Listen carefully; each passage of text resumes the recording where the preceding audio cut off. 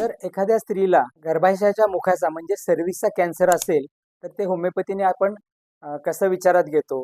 साधारण जर आपण पाहिलं गर्भाशयाचा कॅन्सर होण्याची जर कारणं जर आपण विचारात घेतली तर त्यामध्ये एक आहे ना ह्युमन पॅपिलोमा व्हायरस ह्याला बऱ्यापैकी जबाबदार धरला जातो. त्याचबरोबर काही स्त्रिया पाळी पुढे किंवा मागे करण्यासाठी डॉक्टरांच्या सल्ल्याशिवाय हार्मोनच्या गोळ्या घेतात. अशा स्त्रियांमध्ये सुद्धा गर्भाशयाचे कॅन्सर होण्याची शक्यता खूप जास्त असते. पण होमिओपॅथीमध्ये एकदा एखाद्या जर रुग्णाला गर्भाशयाच्या कॅन्सरचं निदान झालं तर त्या स्त्रीला तिच्या आयुष्यात तो कॅन्सर होण्याच्या साधारण 1-2 वर्षामध्ये जबरदस्त सिव्हिअर फ्रस्ट्रेशन काय होतं तिला, म्हणजे तिला सगळ्यात जास्त विचार कुठल्या गोष्टीमध्ये ती खूप त्रस्त होती. जसे की माझा मुलगा अजून सेटल नाही, आता मी 40शीला आले, मी 45ला आले, तरी पण माझ्या नवऱ्याचा नीट जॉब नाहीये, मला अजूनही इतरांवर अवलंबून राहतंय.